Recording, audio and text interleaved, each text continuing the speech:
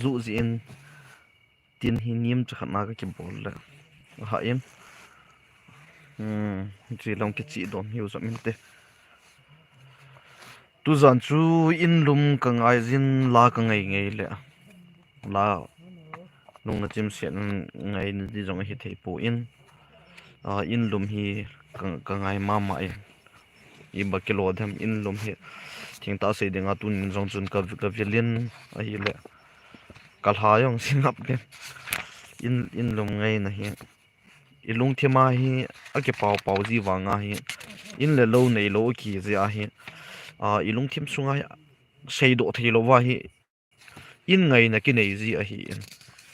ji chun piti sei dingam kamu umu ma ka ngai nge hi len zo khat le kilha sam khan te ka ti ya le cha chu to ka vet na hi le i ma cha jong hi poi hi chi hi i vet le bible buneo curious nil ha pha go nil ha pha bible buneo a hi in aphat dung zu ya sim ding a hin sun hi le reverence admin lian khong sai a hi in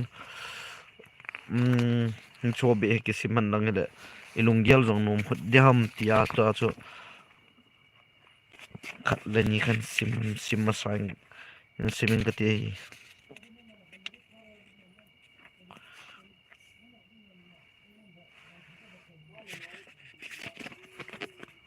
chalaya pa na hin ki event na hi le am achala gal gal gama dinga ki zan pen hi chalai a hen gal kon di ting sim ding gal zona dia sim ding gal muna sim ding 22 hi kan sim ding a hi page 22 hi ki sim le hoyin tin king ta sei ding a tu zan chuka lung zong a helin in zong ka ngai ma jing a hi in kin la in ngai zong leng gam le go gam ging a khari ki zi hin hi cho chu inga ya phachom ding om pon zia chu galmun asim ding labu hi che labu hi ti tinga la sam a hi in psalm number 9 verse 9 to 10 bolgen theya te dinga pakai chu kisel na kulpi a hin lungim lungdon pet a kisel na kulpi a hi nang mamin hesa zo sin nanga kison na anei che in a hi izi inem itile nang mal hangai te chu pakai nangin na dal hangai poi pathian zala bo lungmon na iza kai ki nei hi za chu tu ni la chu lamdang ta kalung jong hele hi in jong ka ngai ma ji a hi in sung mi te to no ma that khom lai te ho chu sei the lo wai lung thim sunga na na ji sei do the lo in nei lo hin kho ha dan chu khen khat din pite sei ding ham za na min i ho na ko mo jong a ji in he jong le tu ni la chu bol kha be se lo a hi in tors lai jong hi thing ta se ding an ni ke tu a hi in a chom khat bo ka man thei ding a hi in hi chi tors lai hi a hi a hele pha chom chakhat pi in support zo ding ham tia tu ni la a hi in battery ni li bo se ka nei he tan i ba ki kho poi curious nam se pai ni more volunteer bro nam pi na tong ka he bo ve i ma cha yong ka he poi ke ki gel ha ne nam pi na tong a ka ki gel he bo ve labu 16 verse 1 o pathe ne hongjing in aji chu na nga ki sel ka hi labu 17 8 namit changbang in nei ching in na hlaving te ni noya nei selhin labu 23 4 verse 4 number 4 na chu ivet na hele ke man thi na phai cham lim zot pa jong leng thil si ka ging tapoi aji chu nang man nei lhon pin na tiang gol le na mol zol chun nei hongjing in nei hlamon nai psalm mama 32 psalm number 32 verse 7 pakai ke dia ke sel namun nahin gimgen theina konin nangin nei hoi jing e nangin hu do din bo nei chang le le ke pa omong mong jing e gen the he so pet ta jong he pathin hin ho hi hu do dingin iza ka eveng bit jing vi lungmun jong om do min iza na ki sei ji wa nga hi bible hi isima hi le lungmun na ki nei ti ti hi zin thing ta sei dinga chu thaga physically mentally spiritually a hi event na hi le 100 la zero be ki hi a hi in ki la sam dan dan chu gama hi pathinin ma da ta hin la pathinin zong iza kai e thim pi uvin tu ni chan ge ya he buinom lo wa lung sit la khutu ta pathinin dam nei pi te ho ya chunga ki pa thui se we psalm number 57 1 nei lung sit in pathin keima nei lung sit te yin izi inem itile kalagaw nanga ki sia la hi kupi hui le gopi ki thun e jot gal kai ka sia na loving no ya ki sel jing ding ka hi ye Psalm number 121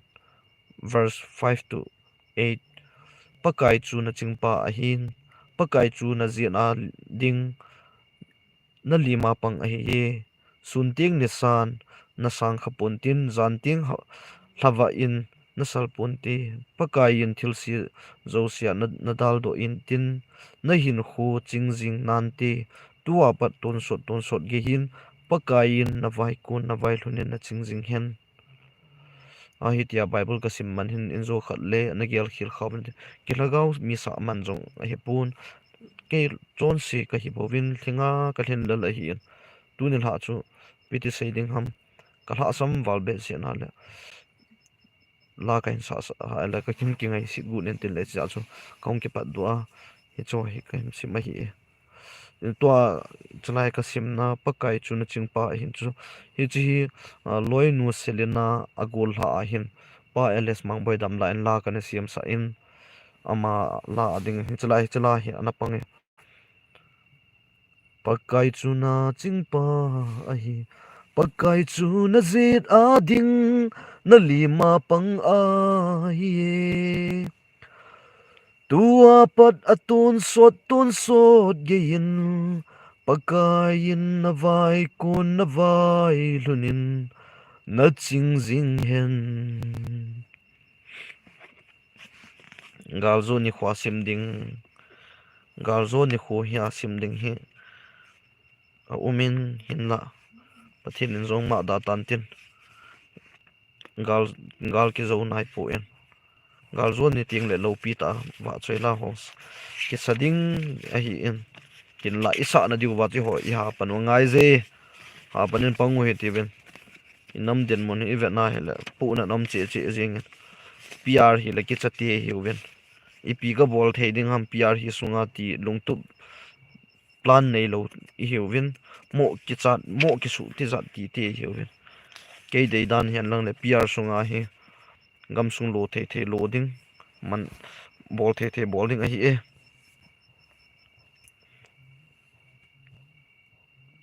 in sung mai chama sim ding lung hel sa in sung mai cham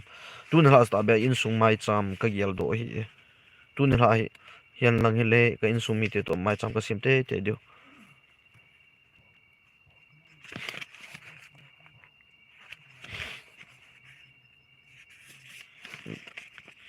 zan chol du zan chol do ding ko na sim ding hi choi kan sim zom ding a hi tu na la hi ma cham ki bol pon tin dang to phat to ki hian tin hi choi ki sim han lang le phachum zon te tos lai a ki khoi bo ve o lai e hi poi nga ka gi na yong hi nim chakhat na hi en hi chu tin na hi pe pe ki sa thu in sung mai chama sim ding joshua bung som ni lali chang som langa keile ka in sung mi tian wang pakai kin jing ka bol diu a hi khatna lengte bunga changli a hin tu hin ka pathin chun zit le ve ya mel matia kona keima ei chol do sa a hitan ki do pi jong ka nei pon hamsit na jong ka nei jong ka to poi zob bung som la khat chang som la li na khut a thiam mona a ma a hi zong le pai do jing in na pun bu dunga zong git lo na sa hi in psalm number 103 verse 17 pakai lungsit long lo le adi na wang chu ama ging tia din ton sot kum khwa acha te atu teu ding ge a hi Psalm number mama 133 verse 1 vetan hi chi hi kang ei num pian ta khat ni hi chi ka dei sa pian ta khat chu a hi a hi le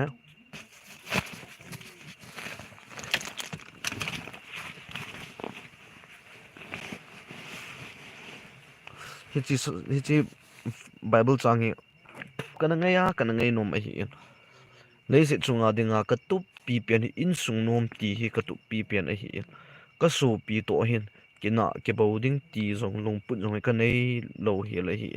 a ji chu ka gen the ni kha sat ni ko ting le so pi to ki khen the lo a hi za hi chu bible hin e na pui hui zang a hi hi ji a hi in sung din mun ka ngai ka ngai lu a hi ki gen the wa nga labu Psalm number 133 verse 1 vetan sopi le sopi ki pum khat a achen khom ting iti phat a iti phat a pha a lung lai hita hi chi a hi e sopi le sopi ki pum khat a achen khom ting hi chi nam piu din mun to jong ki tu hi yo sopi khat le sopi khat yo vin thi san khat yo vetia ikipun khom theilo wa khom theilo wa ho cham theilo ji wa hi enam piu jong na che a hi hi zia chu ho lampang ivet zong le ikidem to vin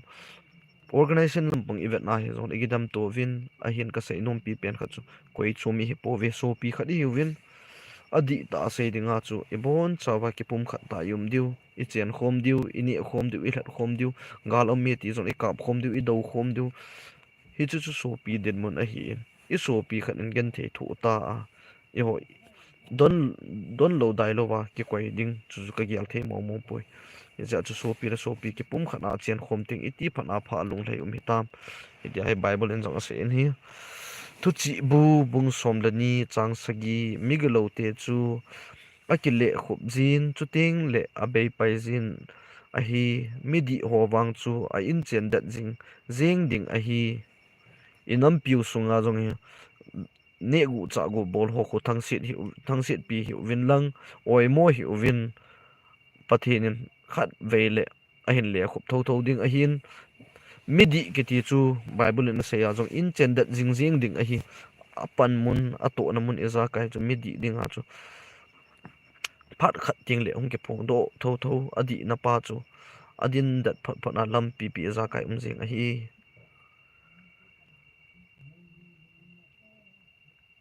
thu chi bo hin to chu to hi Ephesus bung ni chang som la ko hezi chun tua kalin nang ho maljin le khupiam na hi tapo ve mi thing te chen khom pi chule pathin in sumi te na hi taw ve Ephesus bunga chang som ni la khat Krista zanan khat thun khat nung un Krista zanan khat thun khat nung un ahoi ma jing yo hi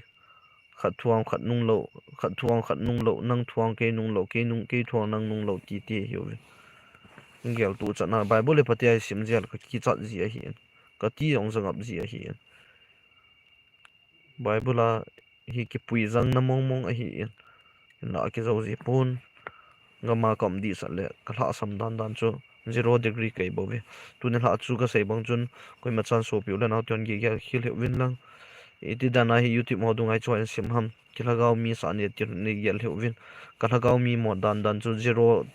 tabang ka hi ki keng gap tabang ka hi kalha sam dan dan chu ka sei bang chun tu ni ne kho chu ina ka chi na hi le in ho ka vet na ka su thiang ho ka vet na ai ha la in sung din mun a phat chi so ho ka gel len ka lung hel len tin le ja chu bible hi youtube mo dung ai hang pia ki thamun tu na ke man hi choi kan nei ji a hi in ja chu chu kan sim kha hi nei ne tiam bin lang hi wen thu si wang nei sei pi vo chotam kala le wang thu si ka ko ma thu si se yong lo chu ho ka sa ro de ke min ka ko ma thu si se la ka pe mang hi ka bi la ka ya ding khat langa ka pe mang pe pe ding hi giờ chú YouTube mà thu si ông say khá năm pi cái tổ môn đi đến môn hi khá rồi cái delete cái remove chặt chặt gì hi cái nhớ cho lưu tâm cái trái cái đó Colossia bung thum chang som ni cha te ho nang ho imalam zo sia nu le pa thun nungun hi chu pakai lung lam a hi inu e pai ki za phat phat nan lang ki za bol na ki le phat thei chan de hi in pakai lung lam zong a hi first zone bung li chang sagi ngai te ho e ho khat le khat ki ngai lu to hi te ngai lut chu pathina kun a hi zi in koi hele ngai lut na nei chan chu pathina ku na ping a hin chule pathin a he lian pu go lung neu hi in nam ngai lu chu pathin na pung vu ding a hi ki pa me dak ko ki boy sil ho vum ni la pha pathin ni na pathin na pi ring ta hen tu ni la chu thing ta se dang kalung hel dan dan chu hi tia hi ka kum le ki ji a hi gam gi nga ho hi thing ta se dang ki pa ta dan ne gyal ji win lang dan nu ya kyum cho ha na chu chu min ta le aka le loi la pai ho hi kan o chan no na ko mu ji a hi kan o chan no chu ka sia ka se hi lovin koi ma chan gyal khil hi win lang in muna nup ta nom theu wa sum le pai na ki hol theu na in sung min again the ha sat jong le na support theu hin ki ho hi in sung mi te boy hi chu ha sa te anu la pan se jong le ka pan pi the lo a hi yaji achu ka sei nom pi pen khat chu sunday jong le howin jong phatian ka yo ven howin hoi kai no mo ma ji a hi en kyo hi howin jong phate cha ki kai ta lo yaji a hi howin kai lo ki hi na hi lagaw lama ke mang khala sama hi en mi da min no ki khipo ti jong le ke wa dia bang ki khimo mo a hi en yaji achu howin ho na kai hoste ta so dunga aka kum na ka muzi tinga ka lungzong mong chom ji en yaji chun balama jong thasilo ben ha panen panguti mi upa hin kho hoi lai na ham ka na chat mang tun wang location sei pong ka ti ki hodinga in zo khala life a hi ji in ambui kha thei dinga hi in to sai ke ba khat na hi sopi na gyal khil he in sung nup na dingas in sung nup na dia sim ding 34 to 35 kan sim na ide dan bu ni na bungop chang lia pa changa hizi achu nang man pakai na pathin chu na lungthim pumpia na hin kho pumpia chule na thanei na zo sia na ngai lut mong ding a hi dan bu ni na bung som ni la gup chang som la khat pakai na pathin in nang le na in sung a hin pi thil keu zo si chu hin akipa thanup ding hin akipa thanup ding nang ma na hin levi mi a hin na la hung khupem ti de midang a hin na ki pa chi diu a hi khatna thu simbu bung som la sagi chang som la gu vo pakai pathian ke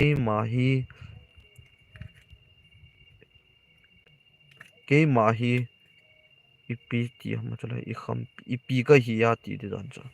ke ma hi ipi ka hi ya chule ka in sung hi ipi bi a na gyal heta nang in hi chan ge a zong hi nei hin pui pi jing heta ke pa mong jing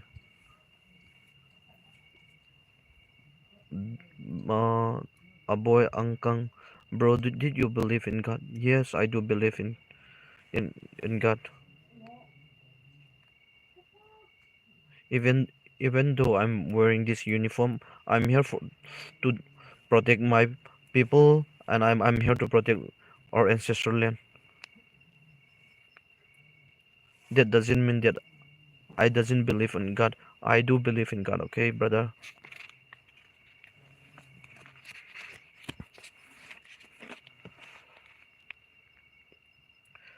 Psalm number som ni la thum chang khat pakai chu kyangwei chin pakai chu kyangwei china ei chingpa ahin ke mala sampunge ahoi mong pakai chu kyangwei china ei chingpa ahin ke mala sampunge pak labu bung som thum lali chang git pakai hi itabanga pha hetam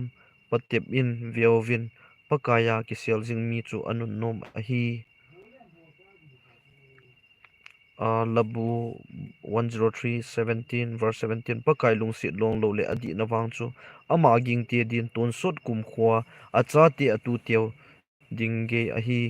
labu 1271 verse 1 in sa pakai apan lo le in sa hon pan na beya asa u ahin kupi nga a pakai apan lo le khunga pa mo si azan ho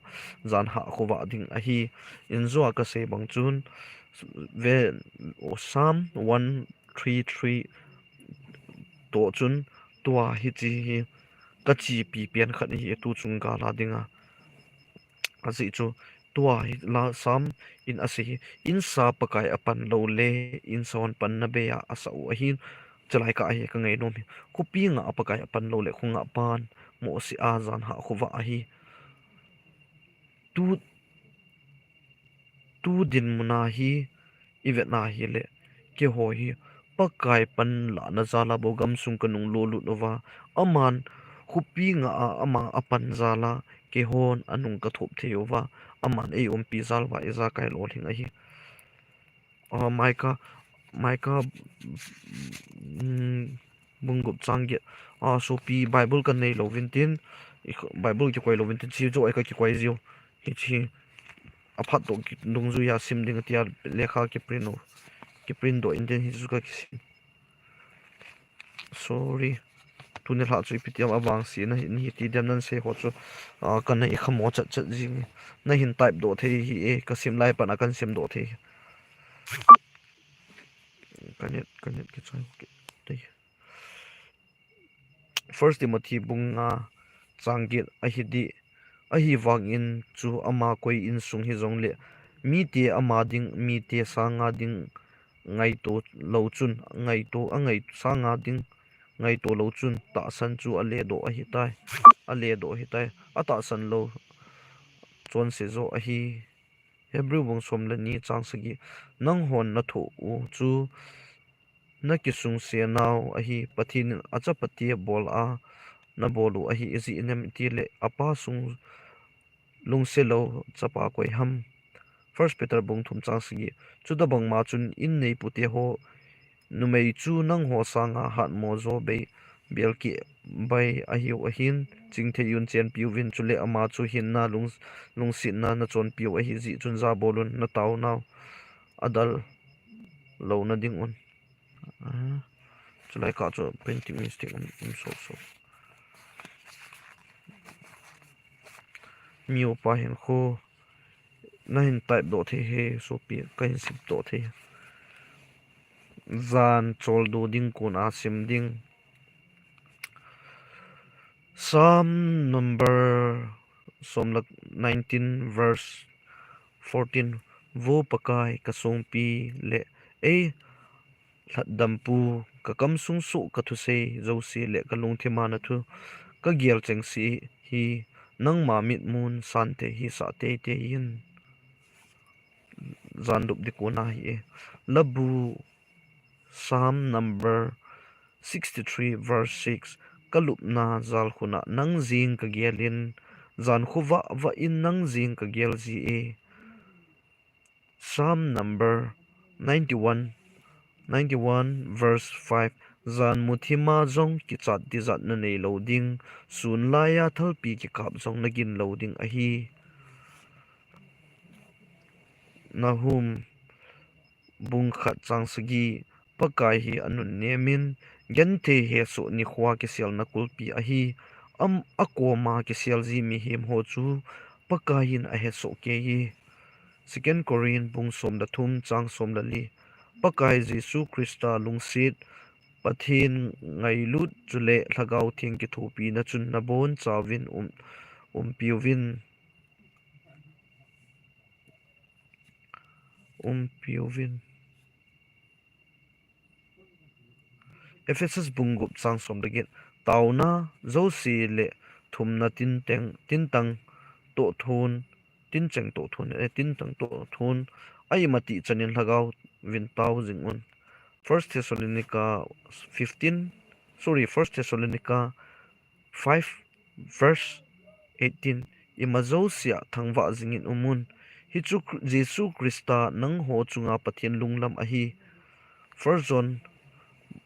chap- chapter chapter 3 verse 1. Viovin pan ei ngai lut ziu hi itabang hitam pathian cha ti ei sa tawe. First John 5:14 chule hi chi hi ama ding lama iha kat naw ahi ipp zong ne ama lungde lam dola i thum chanu chu aman e ngai pi ziove thupon 21:4 chule amit cheng uwa amit hi cheng siu athi ngim ding chule thina talo hel ding chule hlasit na le kana chule tho na thogim talo ding ahi. Bro na number kan kadai e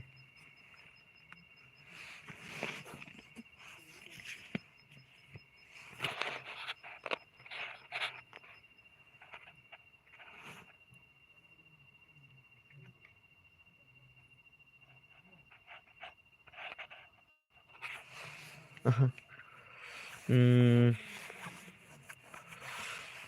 bro na number kadai e ngam hokip ka number chu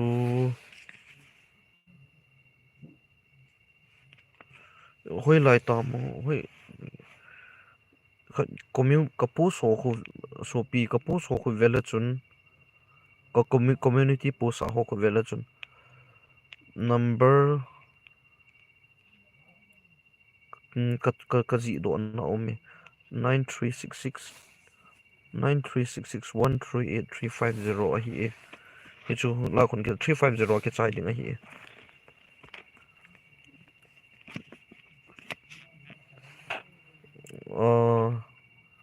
thu do ho zong nin do thewe ho poi a hin la kom na location wang nin dong hi wo lung se ten go gui te zan pha bro gamwa zo se na mun chi win chung pathin nei pi so ke tao o ka ke pa e big support bro ka ke pa ve ke ho zong pathin nang le nen sung mi te zong na pi han mi upa hin kho a hi poi thil pha chu pakayin ei hil ta ve aman ei bol sa num u chu hi chi a hi thil di bolding tan ti nei lova lung sit na sa ding kinyau sa un kinyau sa nun niam ta a ipathin u to kilhon khomjing ding a hi curious na lai lung lo khat he ke hal lai da bo ve so pi ke hal ha in a ke hal ha zo kala hi la yo si ta lo khu game nung a hi bo ve ka lut no hi hin la ko no location wa chin nin dong hi win lang na khu kinung la do kinung lo do nai lo ham kilo do ti ding he ta ye azi chu ke hon ka cover up zo ta win za pathin zalin ka cover up zo ta ve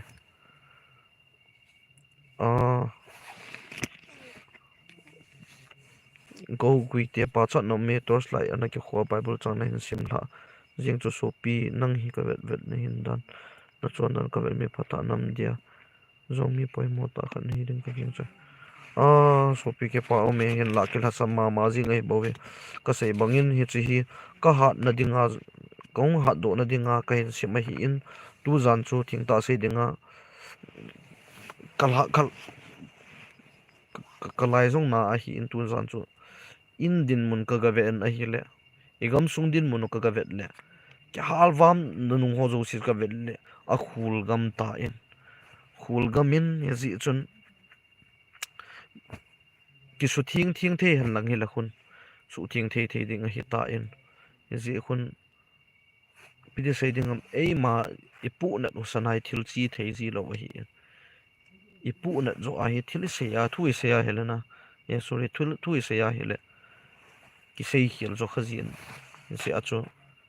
ha zap ji e zang tin se nau ti ho nang ho in kalung among nang ho zalin kalung among in hin la nam lam kai ho zalin ilung tu mo hi imor so zo du nam kalung akham bove zakai pathin khuna koi taw heti ba kilo de ham imor so zo lo kho ba a hi le wang ki lung oi lo ding a hi in imor so na diu wa zo a cho ha pana e pan diu a hi yo ha pana e pan diu nam kai ho zong ki ta ta na a to diu ki ta ta na tong lo lo chu pathinin nam pia dinga ki ta ta na tong lo lo chu pathin khat ve le achunga ngau samna athon sa tho tho ding ai go ke pam le ke pao me so pe ngam ho ki inam su wa hi ka bol thei le ka pu na chang hi kadam mo lo ta adi e ya gyal be si a he le kinat lo hi kin jong ka ha gyal be si ji ting le ka lung mo na jing ji in la lung nat hu sana thil ki bol thei lo hi in hi ji a hi ke ji a hi ki thu hao han ji hi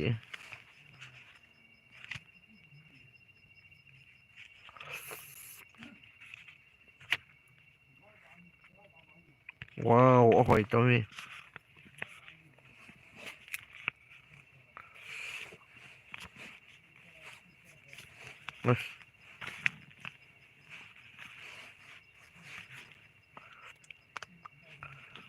o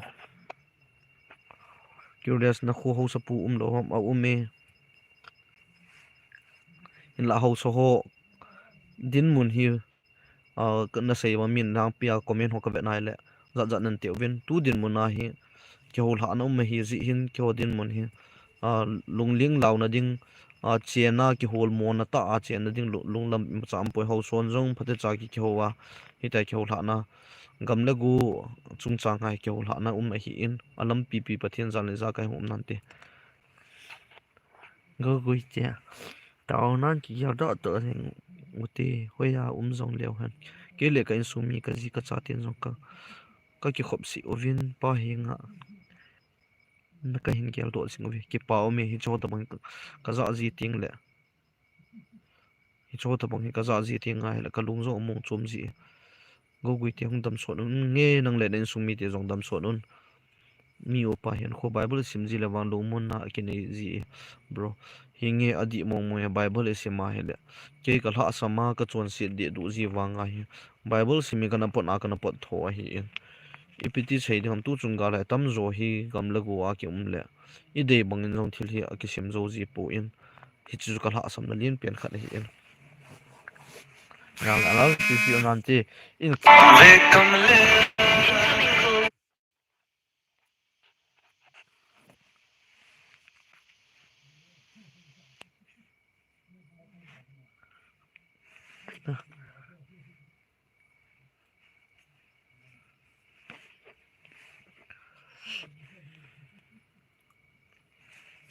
a chei na di ta ye ni che ka tu zana dinga do no mam pha jong le hin tai mo vin lang a chei na dinga ka hin sim di hi tai a chom chakhat ni nga win lang loi honin phone ve emergency ti dan ni he thi mo vin lang loi ho in kam khom pyo in phone ji wa choi kala lo the loi as kala hi kala lo the loi as kala hi a ki phal phal recharge na bol pi theo hi recharge dia ta hung tau tau he tai recharge dinga hung tau tau he ta in a ki phal nam pia dinga ki phal nam wa he dong le recharge hi mi li la ngan anei lo le kilom ta men ka kom a hung ta ho ve in na hoya ki hol ti han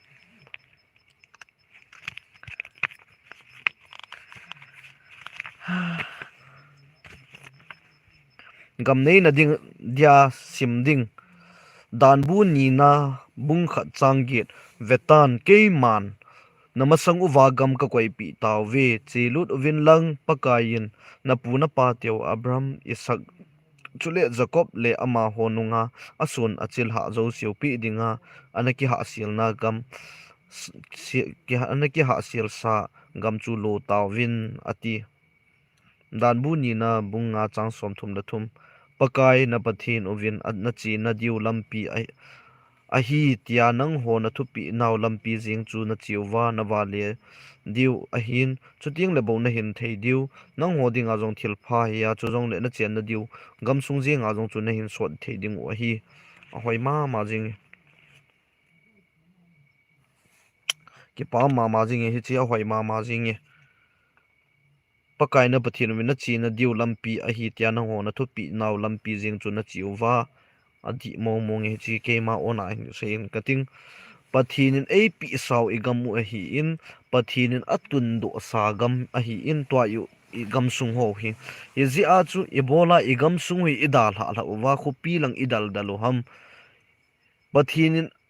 ei pi sau gam pathin tun do sagam chu idal wa a hi a izat in pathin hi nga kilhagaw mi sautin hi zong leo han pathin lung deilo lam ichu khadeham ti hi kati zat na pian khat hi azi chu ka seinum pi pian khat agam ga a nanakiwa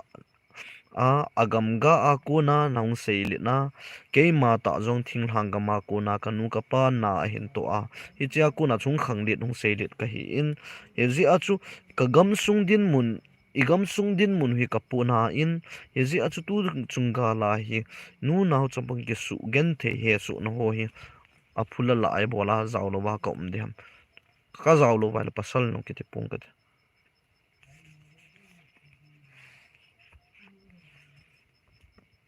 hupi sunga pasal ki sa ho zo se hupi sunga ki sa de pun gam gi amial ma to ki do ding hi a ki pasal sa zo ding isu pi u wana i u inaw i hing i kom in hing ai lo wa hele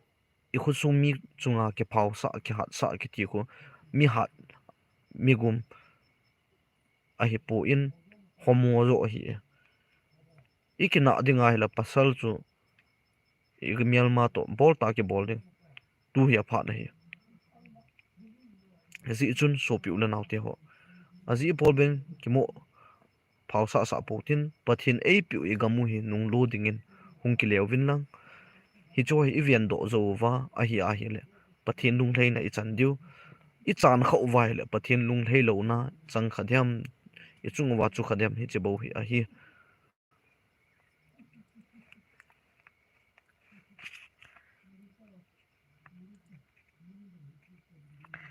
dan bu ni na som lakhat verse bung som lakhat chang som lakhat tu som ni ama wang agam sunga chenga na chi naw gam hi thing hlang le phai cham ki ka se chet a hin zana hung la gotui ningjeng zunga akimoji a hi hi chigam hi pakai na pathianin a kho sa na gam a hin kum ki pat na pat kum ki chai ge jin zong hi chigam le sin hi pakai na pathian nin avel hi jing jing in a hi hoi ma jing tun ha bible ki sim kho Psalm numbers 27:13 Keiman mi hingam sunga pakai phat na kamute ding kata sani labu 37 verse 11 milung ning in wangam sunga loading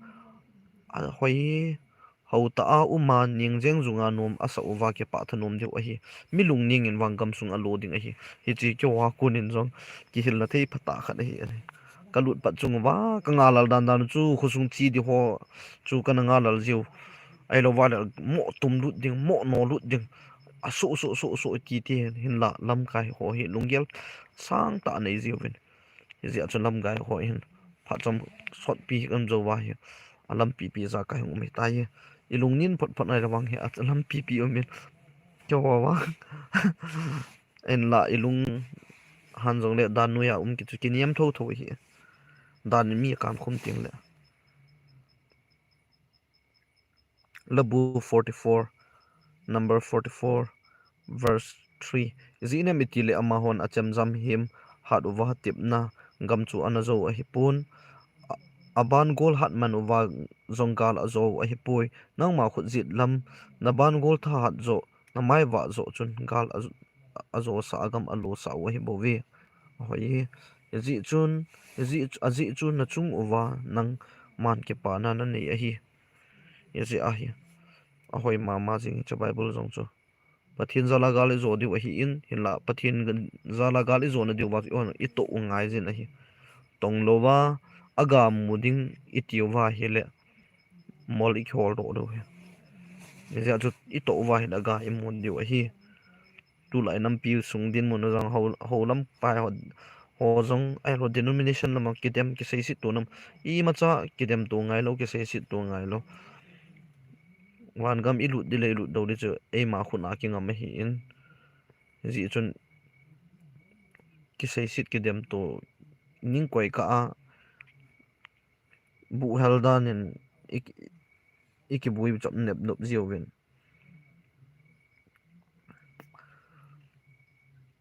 commit na te tos lại cho reflection hat cho la ni na thu simbu bung sagi chang som dali ke ma mina ki ko sa ka kami te chu ahung kineu sa the yuwa tauna ane yuwa hitia hi ke ma ang sung a hin hol the yuwa athil se bolna wa kuna akhe mang uwa a hi le ke man jong van a kuna ka hin ngaya a chon sit naw ka ngai dam ding chule agam sung ka dam sa ka phat sa ding a hi ka tha sim de chu cho hoi wa le second to simbu bungsagi changsomli keima mina ki kosa kami te chu ahung kineu sau the yuwa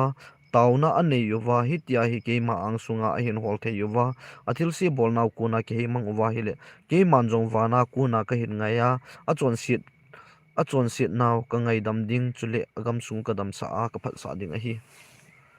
pathi nin igam sung adam sa na dinga eho igisim phat ungai zin igam sung hi ivet na hele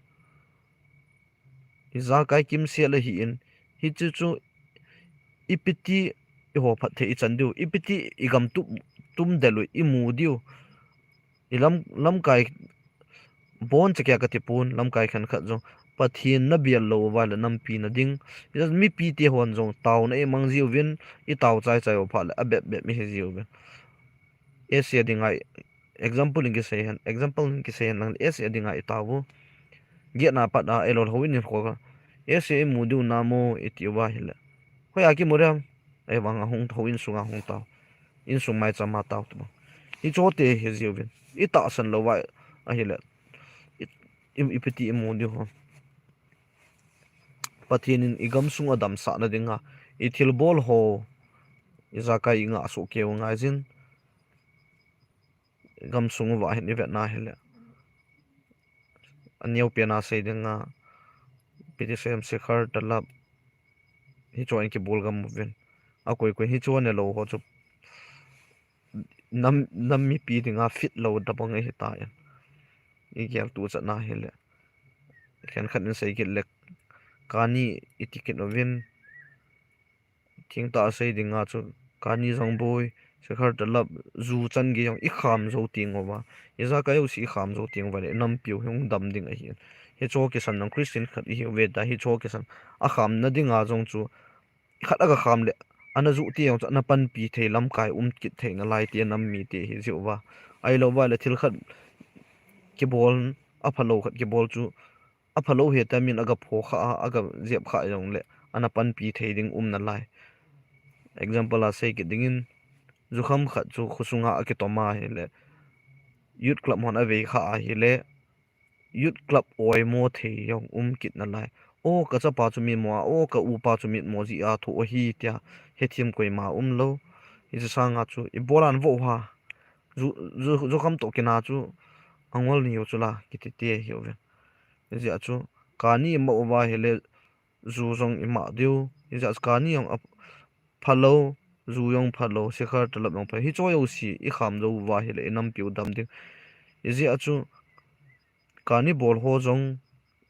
yo oi mo wa e wang asunga sekhar talap zu ning da ne ket jing ji a chu iza kai I phat na diu wa khat khat bol ho hi ki thang thip lo du ki sei si tu lo du e bon cha ke wa inga atiang wala dam ding inga azo lo wa hi lawang dam lo ding a hi he ji achu thing tan ke sei in sei in kating koi man ngai ma hi wina kani bor hon anga tai ai ai le sikar ta lab zu hon ipiti ding amona bol ket wa enam pyu na che ding a hi he ja chi inga uwai le bon cha kia thil za kai kham zo so ke diu a hi in thagau tong kha chu zun jong thakao to kha si khar talap thil kin ho zo si a to kha hi hi zi chun ki khial phat hi ta in phat khat lai chun kan za hi anak ki thangin hin lai tu din mun hin ipiti tam hi chidin mun wang ka he pu in a hin la a chiep zop zop hi mi om zi in zi chun iza kai a phat na dinga hi igam sung dam na ding kineu sa ai tayum vai hele igam sung dam na dinga chu pathian ibut diu iza kai hi an lang hele gam gi nga yong anu manum ding a hi in gam gi nga loi le pai hon zo koi ma chan gi gai si hu win la isi khar talap wa to na hi budget za nam khat ki chai hi in isi khar talap to na hin gal ki ka man lang hele cham khat pi ke pang na ding ke pang di hi la koi ma cha ni chu koi mo po in za kai aji chu mi thil ni khat mo kham ti chu hi thelo a hi in iza kai chu all ola yung ma chal chal du alam pi pi hum nan te ha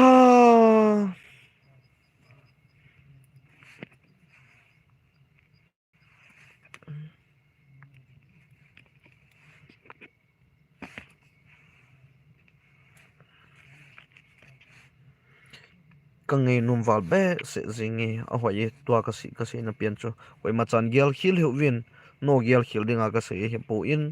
a hi the kha la tia ka se hi yasi chun iza ka hi zang pet pena I khau ti ngwa hele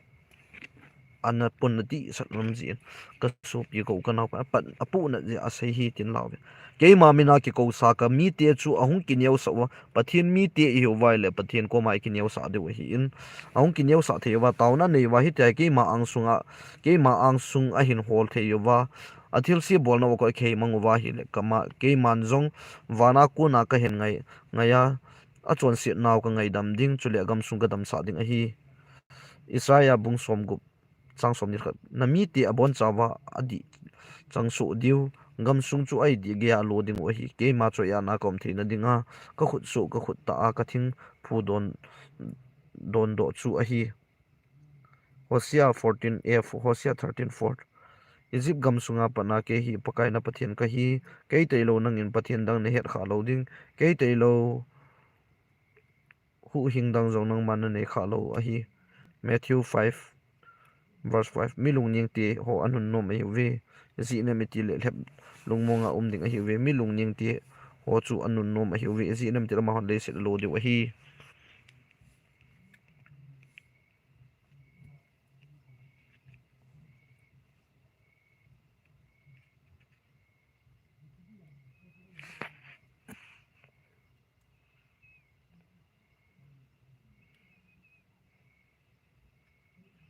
hem den so nam vi video ti po ma bible chana sem kan gi pa pi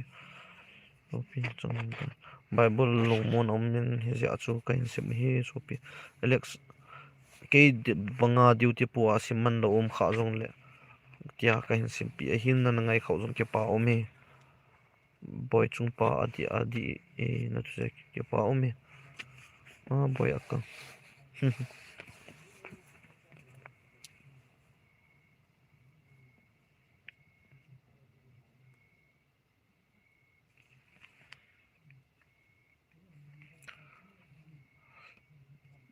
ke ma hi na hi neo khan hi chu in saying cutting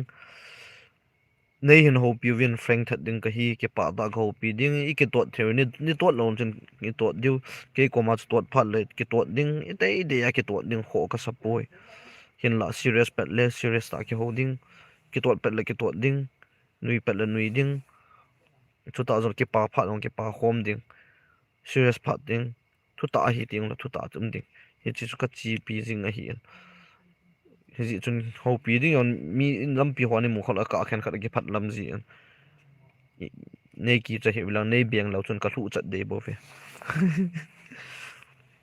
ki cha de yam ka hi po win iki mai ngal to zo diu iki ho the zo diu lam pi hwai mum jong le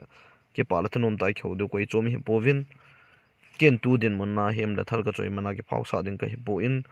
kanam mi pi za la a ding vian bit na ding le gam la go vian bit na dinga ka choi he bo win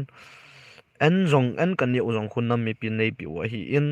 no ho ni de chan si ke ho nei pi wa hi in chuta zong le sum le pai an hin ke thopi ho zong khu nang ho chan dik si no hon na du khat ni de chan si chu ke ho nei pi wa hi bo win is as nam mi pi a de ka hi bo ve he zi chun nam mi pi tyo ke phat lam hi winang na so pi una na koi hi zong le na ho pi the wi hi ke pa omin tu zan chu ki su hal na hi in ka torch light zong hi battery ki chai kha a hi le ki thot na ha a hi in zi chun tu za na ding hi chan ki khet taw hi tin iza kai ka ke pa ve a chei chan ge ya hin ve ho thing na so pi pa chon se thing lal hat lo ka hi bobin ka sim manin in zo khat le al hagau mi sa e ai lo hi chu ho hin nei ti khaw min ti win koi ma cha in asilamin sang hi win lang ke ma in ka ngai je achu tu na la ka lung mo mo ale hi chu life ke bol han lang ka changa sim ding ka ti le life ke bol han lang i so pi wi now ai lo bal hi cha hin ve ho khat len yin angai kha zong le aman mun choma chi pan ham ai lo le gari atol pan ham ai lo mun chom chi pan ham hi zong le hi chi asim ken ka sim hi angai ya hi le ama ding a zong lung mon na hin te ta ka hin se hi in ka sei hil om kha ka hin lek a ya le ne ngai da mu vin lang malama zong ki tho khom jingutin malama ki tho sa jinguti ka ki po em mong phau te le